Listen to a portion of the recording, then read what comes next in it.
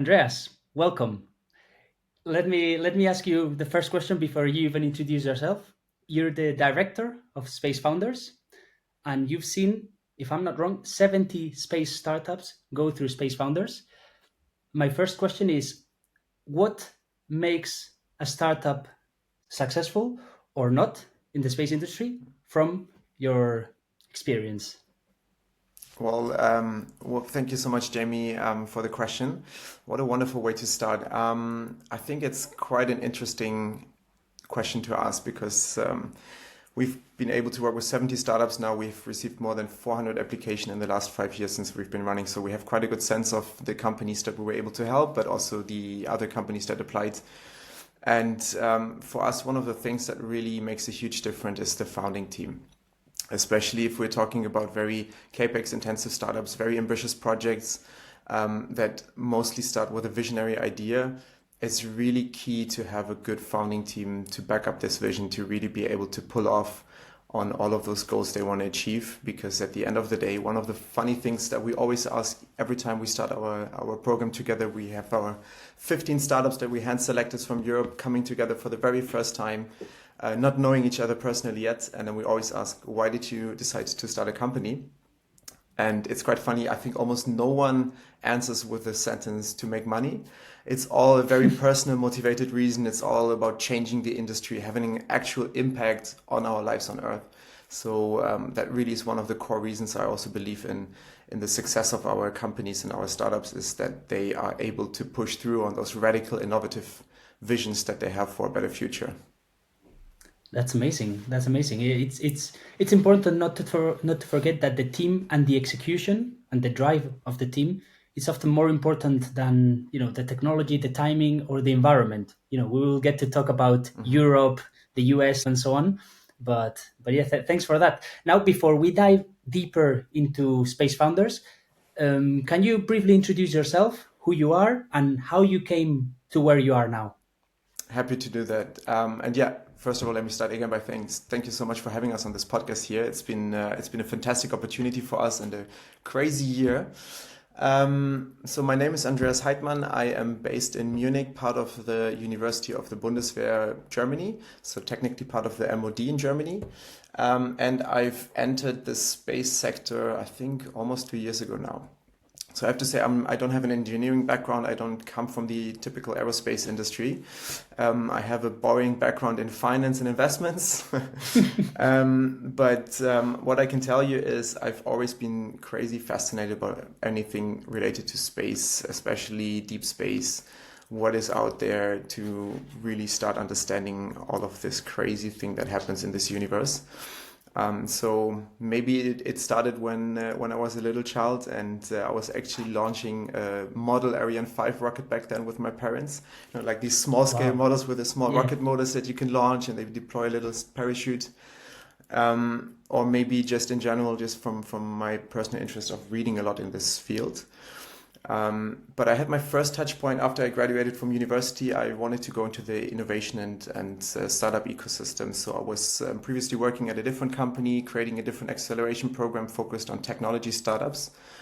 And 5 years ago, I had the chance back then to work with Constellar. So it's kind of crazy to think about where they are at now. But 5 years ago, they were just four people with a crazy idea, some vision to change Wow. the world. And I was working with Max and Cassie back then, really getting to know them, understanding the ecosystem. And I think for me, that was the final straw, let's say, to push myself into this ecosystem. But I also realized quite quickly that as fascinating as this industry is, I felt like there's really a lack of traditional business expertise in that area, right? So I thought that this is a good opportunity to come with this background in finance, background in innovation management, and transfer it into the space ecosystem to help other companies succeed. And maybe a little fun note: the background that you can see, these are actually paintings I've done myself. So Oh, wow. I also like to paint and try to like capture a few historical moments in our previous year. So this is the first crew launch of a photograph I took as a reference, and yeah. That's amazing. You said something very interesting because when you ask the startups and the founders why you start a space company, no one says because of the money, but it's true that perhaps there's too much passion and drive to make an impact in the space industry, but perhaps there's that missing bit of a proper business plan behind an idea that actually supports the idea and makes it successful, because you cannot live or survive out of simple passion, right? So it's very interesting, your connection with the space industry by not bringing a technical engineering degree. Maybe I should add to that it's not like our founders, they don't want to earn money, right? It's No, just no, that of course, of course. the motivation to start a company is not just to make some money. They all start from a visionary idea. Most of them started working in the research fields, developing some new technologies, or even at large primes, and they felt like, okay, this is something we have here. We could develop this into something big, and change the industry. And this is mostly the driver for the startups to start a company. But at the same time, this means that I would say, maybe we're getting ahead a bit here, but I would say a lot of the times the business model behind it becomes a little bit of an afterthought, which is always quite a danger, because once you have a certain stage where you want to develop and commercialize this new technology that you've been working on, sometimes the startups realize it's very hard to sell it. Not because the technology isn't great, but just maybe there wasn't a big of a market as estimated, or maybe the demand from existing companies for potential customer is not as high as anticipated. So then it becomes quite challenging, and that's why I always feel like it's very beneficial to start with a business idea as well from the very, very first moments. And that's one of the things that you help founders do in Space Founders, right? So before we go through the program, because it's a very interesting, it's very special, it's very unique, I would say, the way you structure the program, and the fact that you don't take any equity, and so on. What is Space Founders for the people that might not yet know it? Yeah, Space Runners indeed is an interesting construct, I would say. Maybe in a nutshell, what Space Runners is doing in just a single sentence. So we're basically a European acceleration program dedicated to helping early stage space startups scale across Europe, but also globally on a commercial basis. And the overall idea behind the program was started in 2020, actually, so quite a long time ago, because we realized that there's something kind of lacking in the way to commercialize companies in Europe, right? We have a lot of innovation happening here. We have cutting edge research, really some of the best research on the entire planet. But in terms of commercializing these into products, into companies, there's not enough output in our opinion. And we kind of looked at the ecosystem, why this might be. And that's kind of the reason why we started Space Founders, because we felt like there's kind of this funding gap of startups who develop technology. They want to go and scale up commercially, but the support system is not quite there to help them achieve that goal. So that's the core idea behind Space Founders and how we started. And now, can you talk about the program and the actual structure? Because Yeah. a regular accelerator would take something from the startups that are being accelerated, and you don't do that. Yeah, we are in the lucky position that basically we are a publicly funded acceleration program. So the program was started by the Bundeswehr University of Germany and CNES, the French Space Agency. And now we also have the Italian Space Agency, ASI, joined as a third implementing partner. So we have the three largest space markets of Europe coming together to bring startups of Europe this program. And that gives us a very, very beneficial situation that we are able to provide this program technically for free.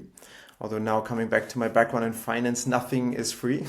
So what we do ask from our companies is basically the time commitment and the commitments to participate in the programs. This is kind of the cost that they have to incur. So the program is relatively short, it's 3 months only, and quite intensive in those time span.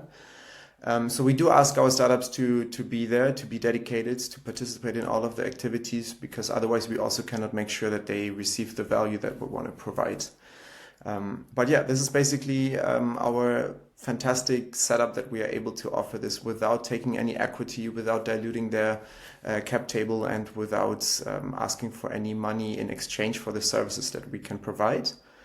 And I also have to say that we also have in our French team a dedicated VC fund where we also invest into some of our companies. So it's not linked to the acceleration program per se. The accelerator is and will stay free.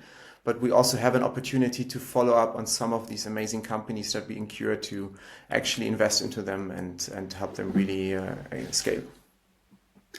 So that's very interesting. I didn't know the VC part of the Space Founders. That's not very public. I have to ask, right? But it is public, that's but a way. we don't want to advertise it too much because, as you might know, there are some programs out there also in the space ecosystems that do this as well.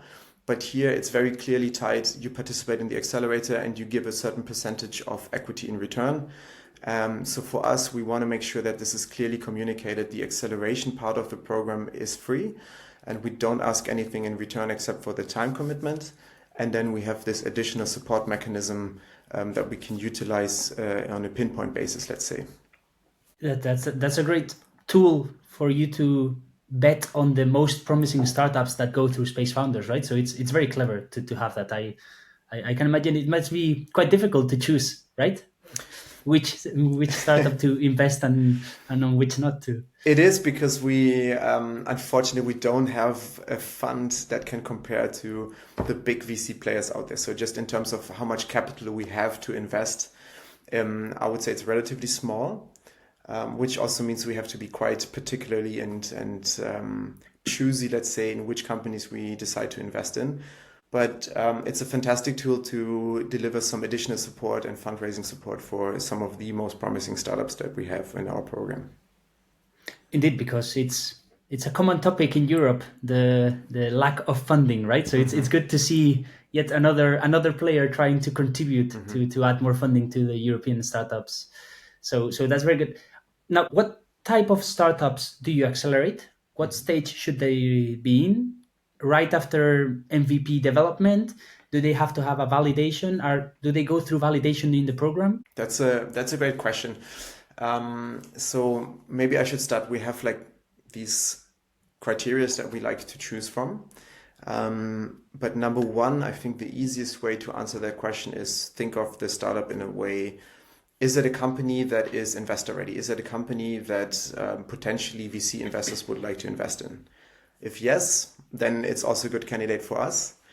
If not, then most likely it's because they're a bit too immature yet. So the timing is not correct. And coming to our kind of criteria, so we usually say we look for companies between seed and Series A in terms of the development roadmap. Okay. So there should be first pilot customers, ideally. Revenues are always a strong sign for us as well to see, and it doesn't have to be large. It just gives us another validation that there is a market opportunity for these companies. And this also means they're on the right timing to benefit from our program to scale up quickly across Europe. In terms of TRL, so we say minimum of level 4. Okay. But ideally level 5 and beyond.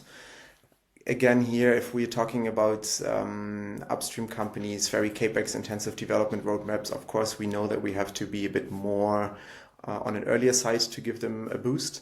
But when we talk to downstream companies, Earth observation software companies here, obviously we want to see more traction already. And I was going to ask, because this question that you've just answered came into my mind right now. Mm-hmm. Are you trying to avoid not moving only to the downstream segment? Because I guess it's a lot easier to accelerate software companies or companies that, let's say, avoid hardware or rockets. Yeah, so maybe we are all a bit of masochist in our team, but we don't go for the easy route and say only downstream companies that we can scale quickly. What we like to see is basically to have a very diverse cohort of startups. So we have some crazy ambitious companies in our portfolio, some that want to revolutionize how we manufacture pharmaceuticals in space, autonomous research stations in space, complete SATCOM constellations this is very, very demanding to scale, I have to say. But at the same time, it's quite a challenge for us, and it can make a huge difference if we are able to support them. And at the same time, we also still like downstream companies. We had some fantastic companies that were able to scale already quite quickly. But there's always so many interesting new ways to use satellite data, to use novel things. At the moment, we have a startup in our cohorts that is basically synthesizing data for training machine learning algorithms using Earth observation data. So quite a different approach. But yeah, there's a lot of innovation happening there as well. So we love to keep it very heterogeneous in our cohort and have a diverse mix of companies. And this also offered an interesting example that we see some collaboration happening between companies that typically would not approach each other. So sometimes they get together during the program, and especially for dinner, if you have a few glasses of wine or beer, you start exploring some opportunities, and suddenly two companies realize, hey, actually this could work. Like we can do a partnership and help each other, even though it's completely different fields. One is upstream, one is downstream. So that's always quite fascinating as well to see bridges being built across the entire ecosystem. And how does the program look like? In not in a lot of detail, but what's the overview of the program? Yeah. So basically, we came up with a concept of doing it short and intense, like I've mentioned. And the idea behind it is to kind of respect the time limits that founders have. So we know that it's crazy busy as a startup founder. We know that there's a lot of things happening. So we wanted to compromise the program to really just deliver on the core elements needed to achieve our goal. And it's basically comprised of three elements. Number one is we go to do bootcamp weeks, physical bootcamp weeks, where we bring all of the European companies from one batch together and give them access to the three largest space hubs of Europe. So we go to Munich. There we kind of explore the new space ecosystem. We do a week in Toulouse where we explore more of the, let's say, traditional space segment. And we go to Turin to explore the Italian ecosystem. And there the core focus is really to bridge the gaps and introduce them to the entire ecosystem, get them the connections they need, get them to present in front of investors, in front of companies, so they can start signing contracts and receiving funding. Number two, what we offer is coaching and mentoring. And here this is really much done on an on-demand basis. So we have a credit system basically that we give our startups, and they can utilize it in any way they want. So if they need mentorship, if they need coaching in terms of calls, they can use it for that. But they can also use it for some dedicated work sessions if they need us to review their business plan, their go-to-market strategy, helping them on their investor pitch deck. So this is the second core element, and this is basically up to schedule according to the founder's needs. And then third, what we also do is we provide master classes. So these are 1 hour, very targeted virtual sessions. So it's usually quite easy to follow. And this allows us to get some very high profile speakers into our network to deliver a quick input on a specific topic, maybe due diligence process, maybe go-to-market strategy, and then it's a very interactive session. So the founders have an opportunity to ask, based on their specific background, specific history at their company, to ask and get some feedback from people that usually are very hard to talk to. And these are really the core elements of the program that we design. And I don't know if you have a favorite, or what do you think is the area that founders benefit the most from? Because you touch on three very, I guess, very helpful aspects, I have to say. So for me personally, it's the bootcamp weeks, but also for the founders, I think it's the strongest selling point from our program.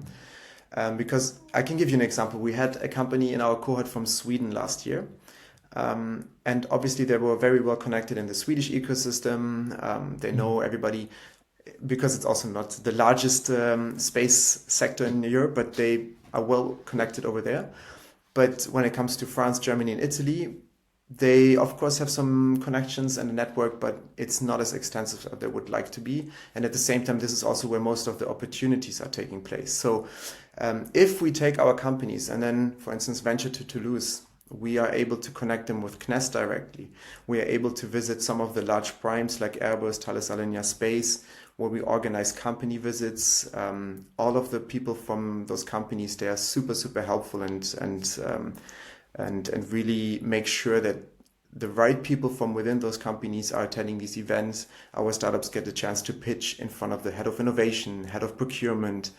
All these right key decision makers are going to be in that same room listening to the startup's pitch. And this is where like the first touching points are starting to happen about collaboration, anchor customers that are being built. And this, I think, is really the core part of the program. We organize demo days at each of these locations. So again, here we are able to invite really the large network investors, institutional players, private sector players to give our company a chance to present themselves. Okay, definitely. Yeah, it sounds now that you explain it a bit more, it definitely sounds like the best part of the program, without a doubt, of course. In physical collaboration and getting to know other, not only the companies in your batch, but all the other big and small players in the European startup scene, and well, the European space scene is definitely, yeah, definitely a major selling point. So you run the program in three different countries: Germany, France, and Italy at the moment. And I mean, it's true that each country has its own interests, and Kenes might have different interests on some areas than ASI. How do you balance that? Is it a problem, or how, yeah, how does that work? That's a tough hitting question, I have to say. So one of the things that equips us well for this is number one, this project was already planned as a European project. So all of the partners that are implementing the program were there from the first day. So they knew kind of what they're getting into. Luckily, we have the amazing fact that we have teams in each of the three locations. So we are 8 people at Space Founders. We have 3 colleagues in France running the French operations. I'm in charge of the German side and the German operations, and we have a team in Italy managing the Italian operations. There's obviously always some degree of national interest involved, but at the end of the day, everybody who's behind Space Founders also understands that it's not about Germany versus France. It's not about Italy versus Germany. It's about Europe versus the global ecosystem. And we will not be able to produce companies such as Rocket Lab, such as SpaceX, if we only think in national terms. We have to pull our resources together and we have to make use of the diversity that we have in Europe.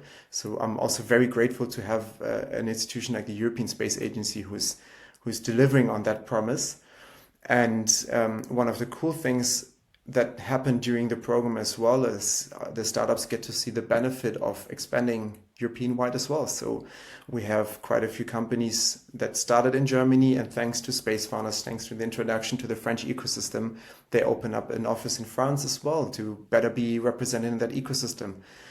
You see the same with the exploration company, for instance, who are doing a great job and utilizing the strengths of the different ecosystems, manufacturing part of the capsule in Italy, part of the propulsion systems in Bordeaux, and the capsule itself in Munich to really benefit from the knowledge and resources in these locations.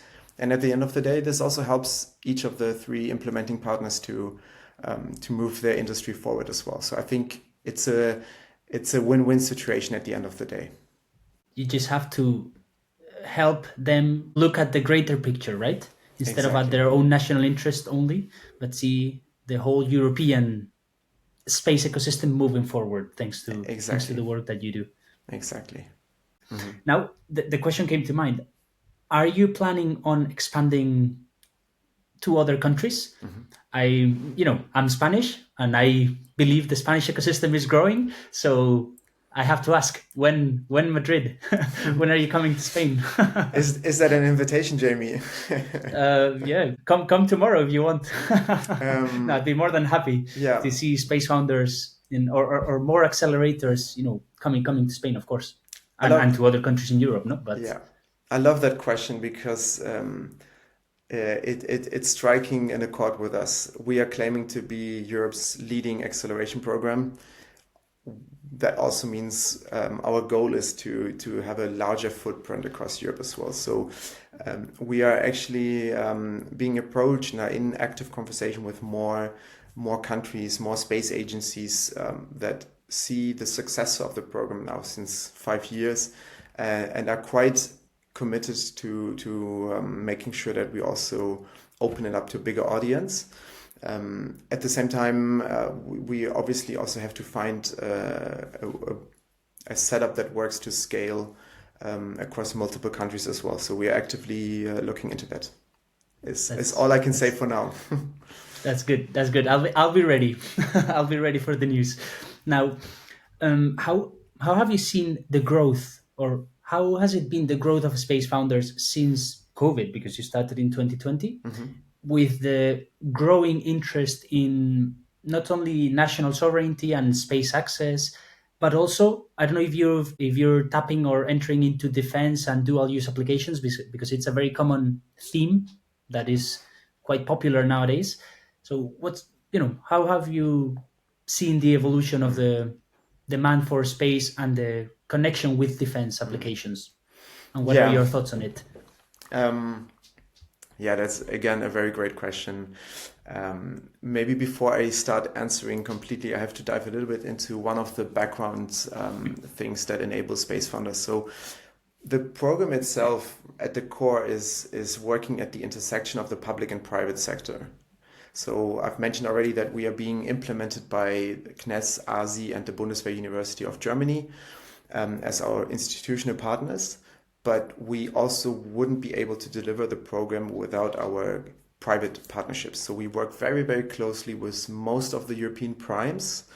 Like I've mentioned, we have company visits at all of them, but also in terms of technology scouting, in terms of giving access, in terms of even selecting the startups with us together. So the final stage of our selection process involves representatives, board members from all of our partner organizations, where they also give their input on which technologies and companies they see as most promising.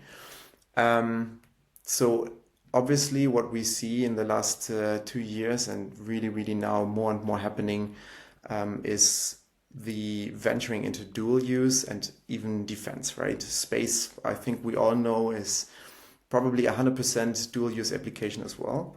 And even stronger nowadays that we see the aspect of European sovereignty coming into place as well. Not being dependent on foreign companies and foreign partners, but being able to have our own capabilities in Europe for Europe. So that is kind of the background you have to keep in mind. Then again, we are part of the MOD in terms of the Bundeswehr University. So we do even already now have access to the defense side, especially in terms of what are the capabilities that the defense ecosystem is looking at? What are the capabilities they want to invest in the next years? So it's definitely becoming more and more important. And I can tell you, since 1 month ago, when we had our Minister of Defense, Boris Pistorius, announcing that Germany is going to spend 35 billion euros in the next 5 years in terms of building up their space capabilities. My phone is basically ringing every day from startups from us, and they were like, okay, how we get into this ecosystem. So definitely it's a topic that we consider. We also want to venture more into getting partnerships, strategic partnerships with more defense related players. You see this happening now with Rheinmetall and ISI. You see this happening with Loft Orbital and Helsing. So you see these two worlds coming together, and I think this gives tremendous opportunities for our innovative space companies to deliver on their technology and cutting edge research. But I also always have to say, at the moment, you kind of have to take it with caution, because we probably all know the procurement processes at the defense ministries are not the fastest ones. So our focus is and will be the commercial side of space first. But if we see that we can deliver value, we obviously look at the dual use ecosystem as well. Okay. So keeping the space focus as the primary focus, but open to additional applications, right? Exactly. I mean, at the end of the day, it's also about the commercialization. We really look for startups Of that course. can commercialize and want to scale, and the civil industry is at the moment still the one that is the fastest one to tap into, to get revenues, to get customers, and to scale. Defense takes more time. It's a more intense process. It takes longer in terms of getting the procurement ready, but also the procurement processes have to change to be able to adapt to startups. At the moment, at least in Germany, it's still very much difficult for a startup to get into the procurement requirements of the MOD. Indeed. So yeah. Okay, and how do you measure success in Space Founders? What makes a successful startup in Space Founders? Because it's very hard to measure, right? Is it like year, like fundraise that comes after the program, satellites in orbit if it's a satellite company, uh, how they grow the team? Yeah.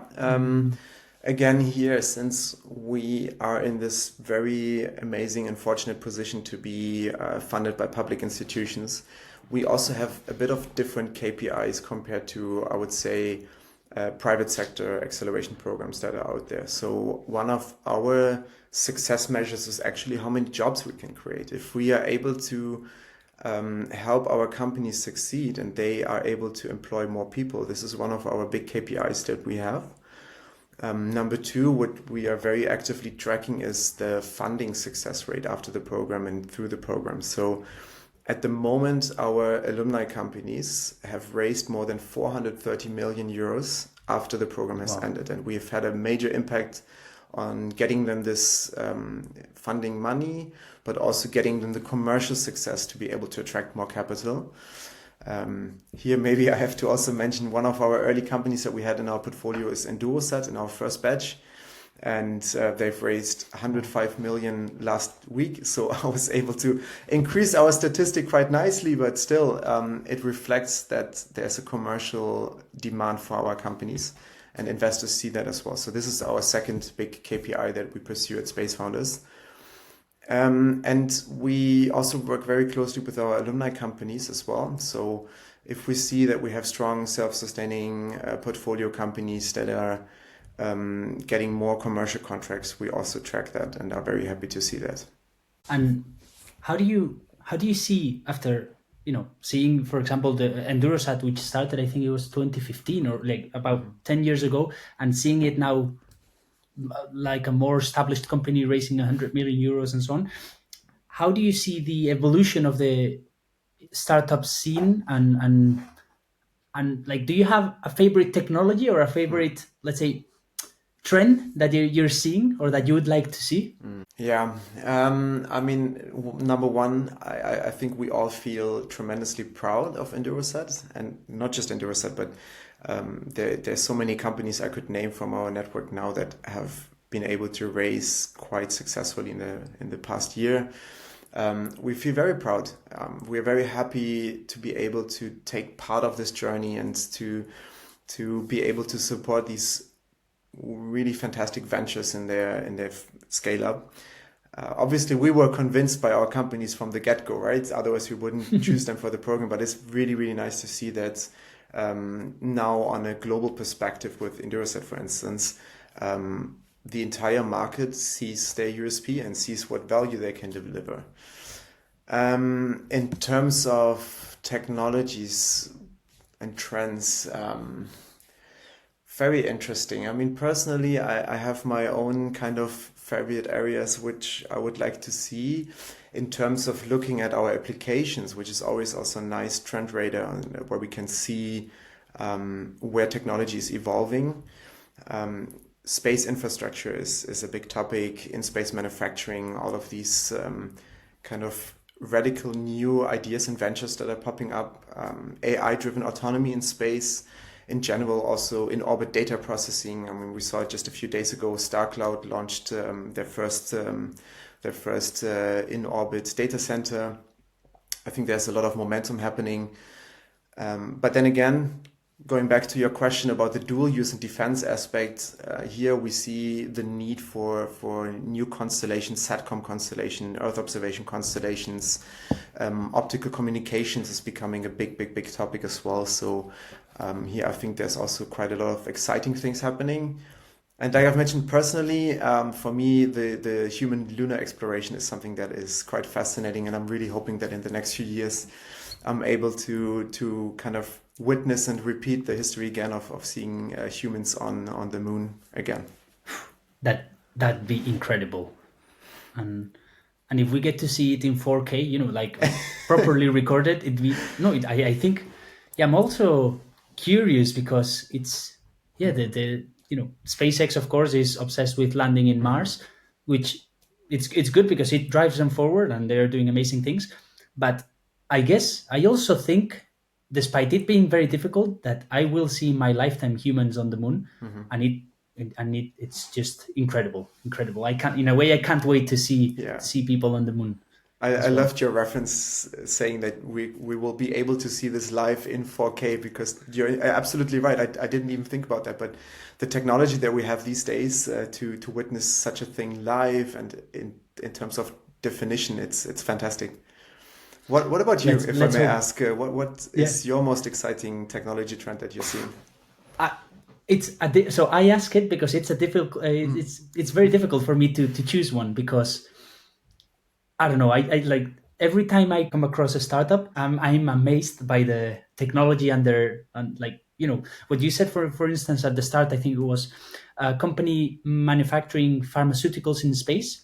Like I've come across. I've heard a few companies doing something similar, and it's just mind blowing to think that because you manufacture something in zero gravity or microgravity, the composition of the components or the drug is built differently, so it has different applications, so it can be used for A, B, C, whatever, and that's just amazing, right? So, oh, that's an incredible field.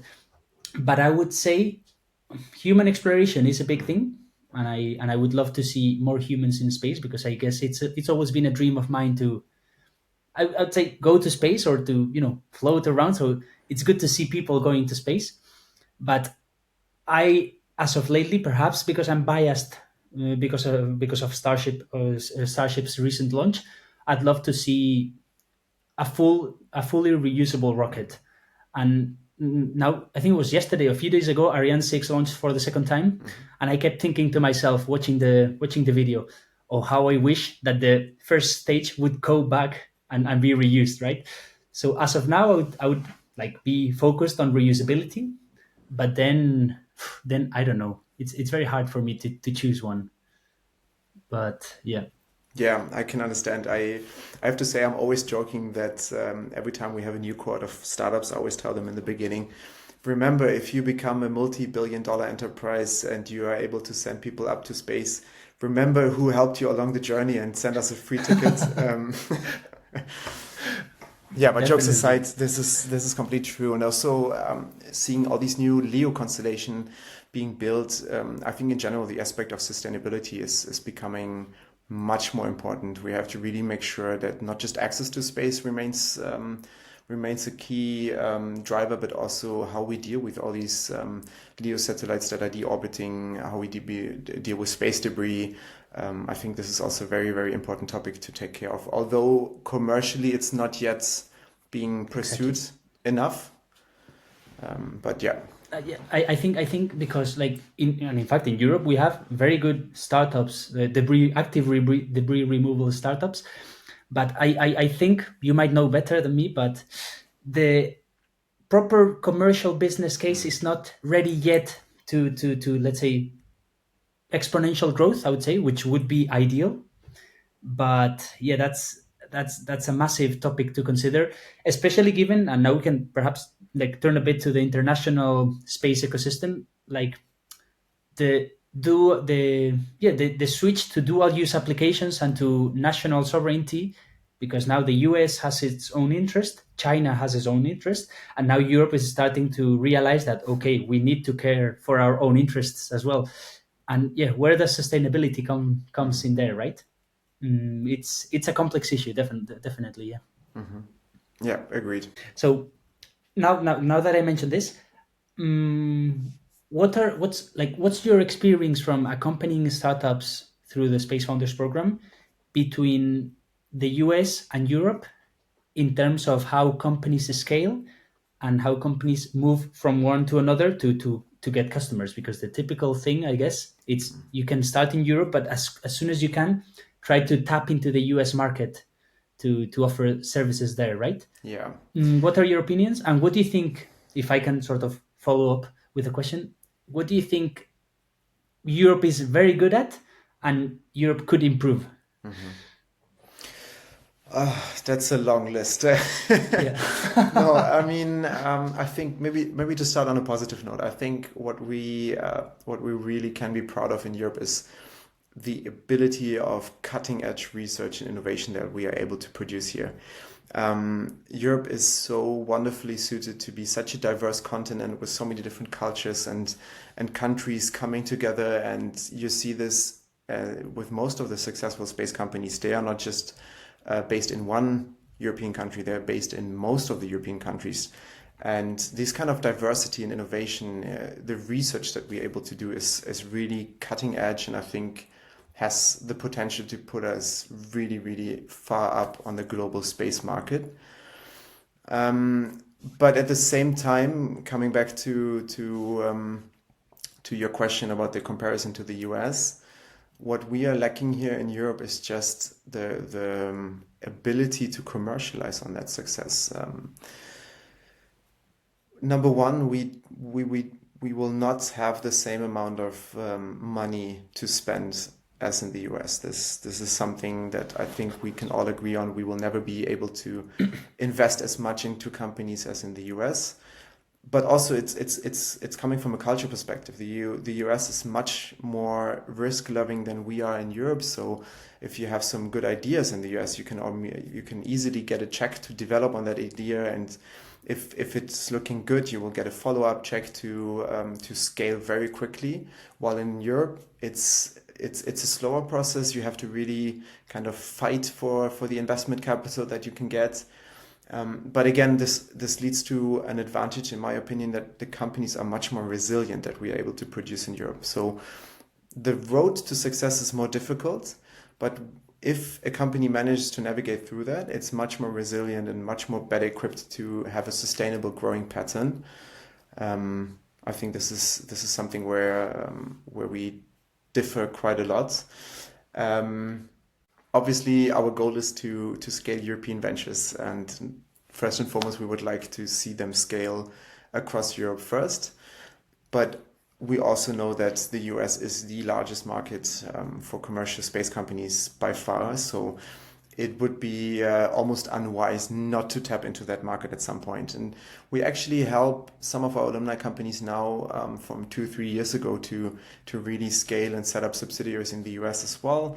We work even with local partners such as the Space Foundation, Chamber of Commerce from different countries to be able to connect our startups with that ecosystem as well.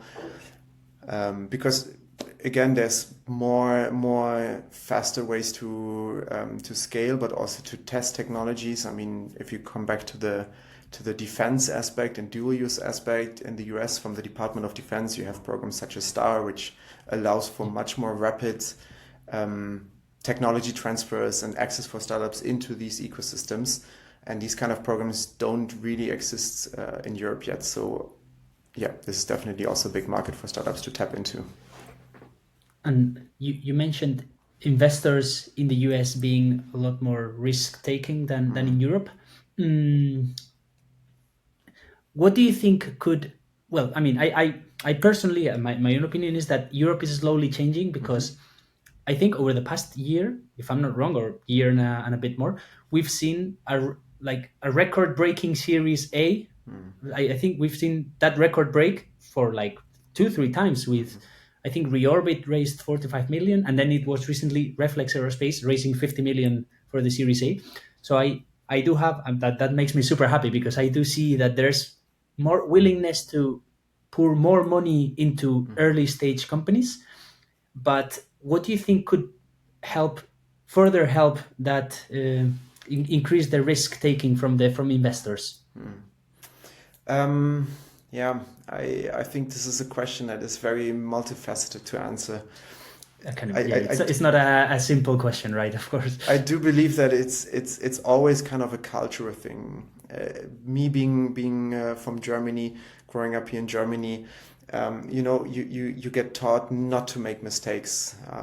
While in the US you have these like failing forward concept. You actually get celebrated for failing, but if you learn from those failures and you start a new business venture, it's something beneficial. While here, I think it's just a cultural thing that we're much more risk averse.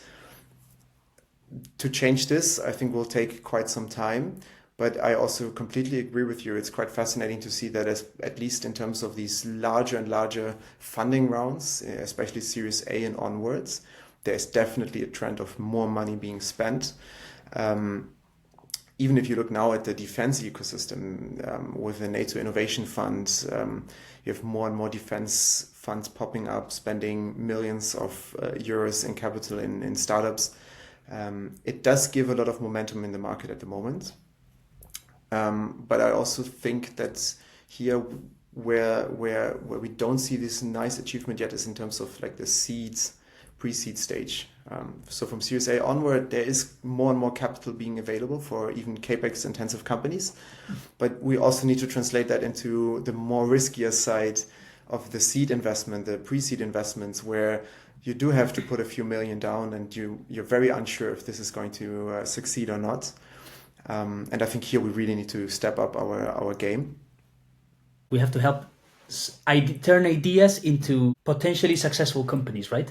To help them on that 0 to 1 stage. Exactly. I mean, yeah.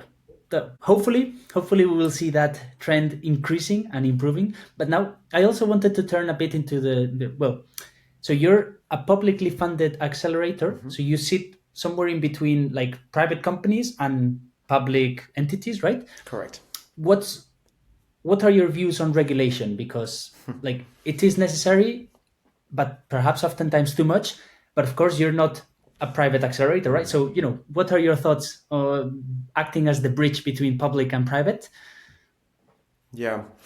I think for me personally, one of the things that I see is improving, but that was very difficult when we started 5 years ago, is that we have a very fragmented market. You have national space agencies in some European countries. You have ESA. They all do tremendous work, but it's very difficult for startups to navigate that, because you have to kind of, you're resource constrained. You only have a few employees. You have to develop your product. And at the same time, to just scan the ecosystem for what kind of tenders are out there that you could benefit from, what kind of grants, what kind of projects you could apply on a national level, but also on a European level. It's very tough for startups, and some of the processes are also quite slow and lengthy to do. So you have to really think carefully if you want to dedicate sometimes a week to prepare a tender, to apply for a grant, just to get rejected in the end, where you feel like, okay, I should have used that time for something different. But again, I see this improving by a great amount in the last few years, and we receive also a lot of commitments to continue improving on that. So this is something that makes me very optimistic for the future. Number two, in terms of the policy barriers, it's still the long old subject of the procurement cycles. It's just, it is improving as well. There's a lot of positive things happening in the background. But for a startup that really has to make sure you start getting revenues in quickly, some of the things are still quite slow, and that really needs to improve if we want to support. Because at the end of the day, if a startup is able to get some revenues in, it will be much easier for investors to put in capital, because it shows, okay, there's not just grant money being spent to develop the technology, but also actual customers are willing to spend money on that technology.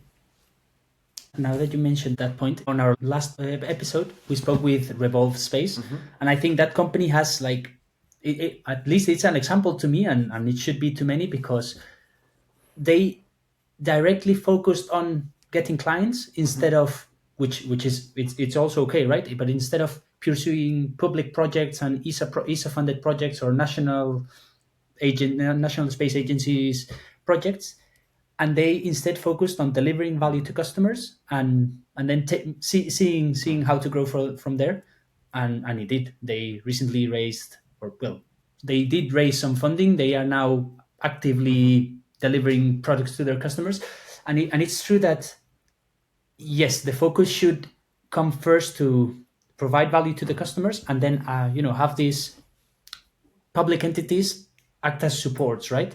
But I imagine that's something that you actively do. Well, you've explained it when you explained the program, but it's a very good thing to teach startups to do early, right? To Yeah. focus on their customers. But Yeah. now this brings a questions, because how do you advise founders to balance like long-term deep tech developments and hardware-intensive developments with investor relations and customer needs? Because it's a complex thing. If your technology takes years to develop, how can you keep the relationship with the investor that is supporting you and the customer that's waiting for you to deliver the product active? I would love to be able to give you a good answer to that question, because that means we would have cracked the secret sauce. But I'm afraid it's not as easy to generalize on like a main Yeah, roadmap okay. that you can pursue. But a few things that we realized from successful startups that we see in the industry. Number one, and usually that's the thing that is always too late when the startups come to our program, is get a business co-founder on board. Just don't just have an engineering driven co-founder team, but also get somebody just to take care of the business expertise, because it will help you tremendously to always rebalance the roadmap, to not just think of, okay, how can we actually deliver the technology in the next few years, but also how do we do this in a way that aligns with the go-to-market strategy, that aligns with how we can make money from it. Because at the end of the day, this will help you with investors. This will also help you with getting first anchor customers.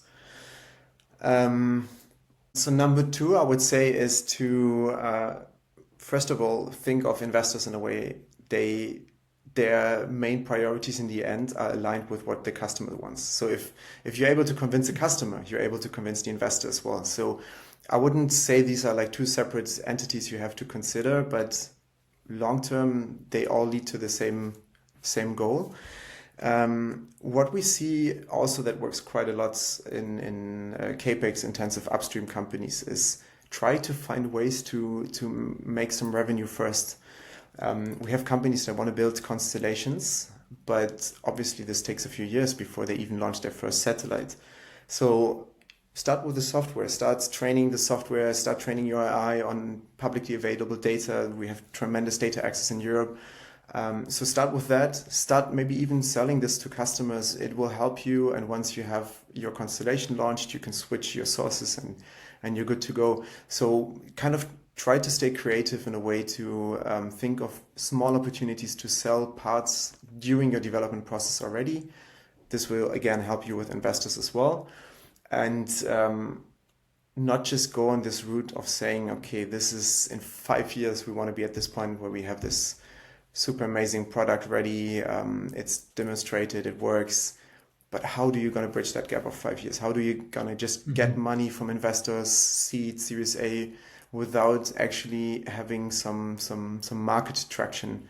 So I think here, just to be able to stay flexible in a way to deliver on those promises is a great value as well. Those are very good pieces of advice that I guess, yeah, those very, very good. I didn't expect those answers, because these are also questions that I have. It's not that I'm starting a proper space company, but it's true that it's a complex situation, and yes, investors are aligned with the customers. That's very good advice. Now that we are approaching the end, what advice? I have a few questions before we finish. What advice would you give to someone looking to apply to Space Founders for the next batch? Um, yeah, so if you have any revenues, even small ones, that's a huge benefit for us to see. Make sure that you are able to execute on a good business plan and go-to-market strategy. It doesn't have to be perfect. It doesn't have to be even the most realistic ones. But if we see that you put some thought into it, you have clear milestones that you want to reach, and your fundraising roadmap kind of works according to that development roadmap, that's a huge benefit for us to see. And be sure you know what you want to get out of the program. I think this is also something that a lot of founders underestimate, let's say. There's a lot of fantastic support systems out there, acceleration programs, incubation programs, prototyping programs. And I think there's always a use case for a specific time in your startup for benefiting from such a program.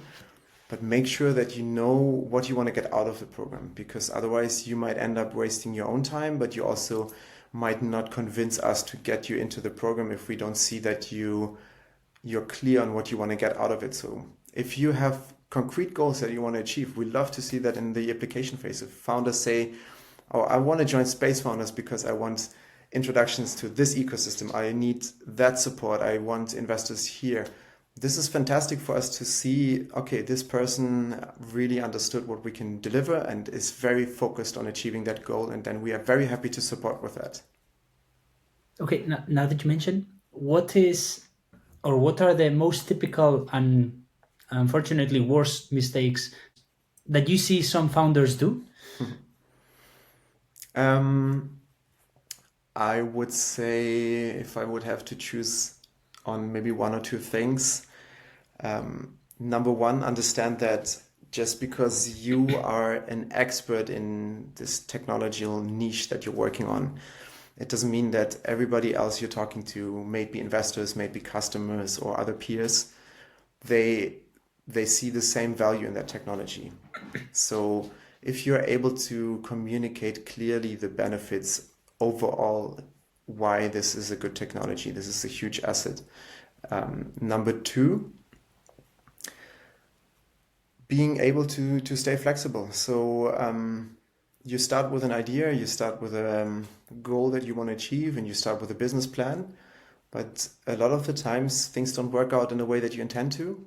A lot of the times it requires flexibility. It requires you to pivot on your business model, to pivot on new market trends that are being developed. And I think here to stay flexible and agile is a core thing to always keep in mind, to not just stay too strict on that initial idea and goal that you wanted to achieve, but to be able to adapt to how the market is developing. This will only make it easier for you to scale in the future. And like linking it back, possibly that's why having a business founder or a business person in the team helps, right? To keep the business idea aligned, to be able to survive, right? To get money, because the goal is not to build your project, but to build a successful company that delivers value, right? Exactly. I mean, developing technology for technology's sake is good, but if you want to raise money, that's not going to be enough for an investor to put down some money into your company.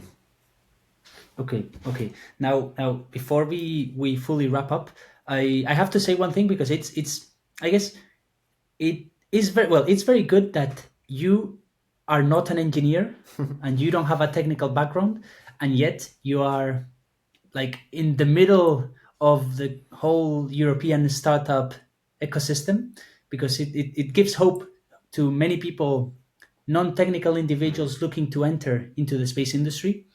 Do you have any hint, any ideas, any advice you could share with those people that feel they can't enter or get a job in the space industry because they are not engineers?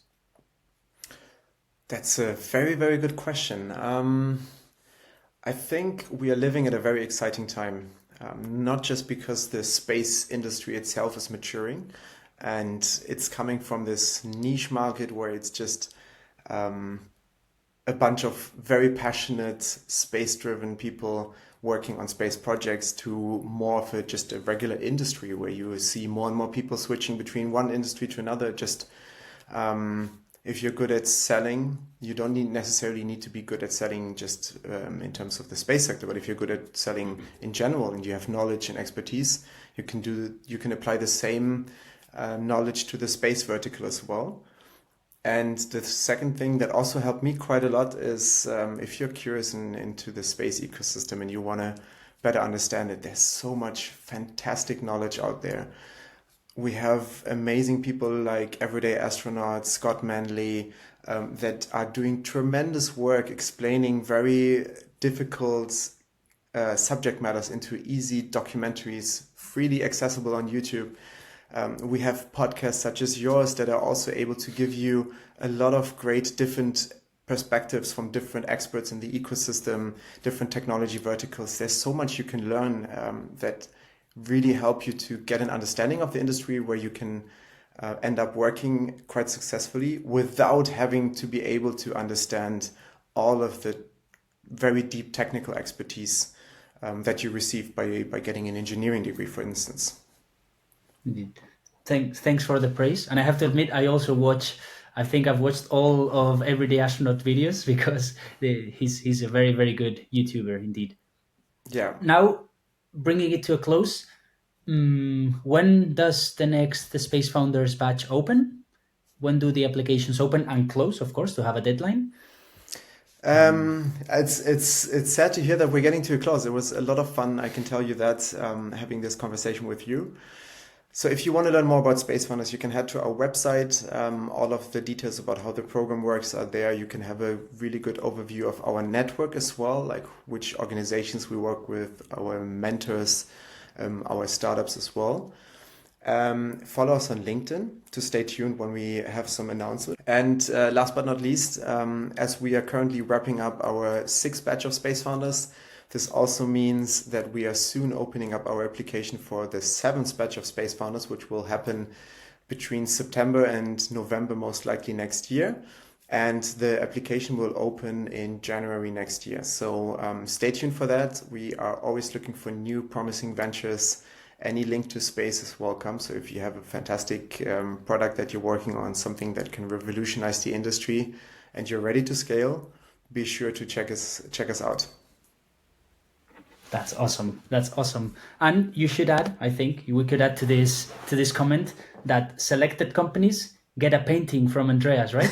Of course, a piece of art as a thank you note from Space Founders. I will They're very good. I have to admit, I have not said it yet, but I really like the paintings that you have there. Thank you very much to hear that. I still haven't looked into like commercially working on that aspect. But I would say we can probably find an arrangement if you get me to see your rocket launch. I will happily give you a painting in exchange. Seems like a deal to me. Well, Andreas, it's been a real pleasure, and yeah, can't wait to hear more success from Space Founders. Likewise, Jamie, it's been fantastic. Thank you so much for doing all this tremendous work for the industry. Also with the Find My Space Job platform, I think this is also such a valuable initiative to help bridge the ecosystem into a wider audience and get more and more people into the space fields. So thank you very much for also doing all of this. Stay tuned. We will talk soon.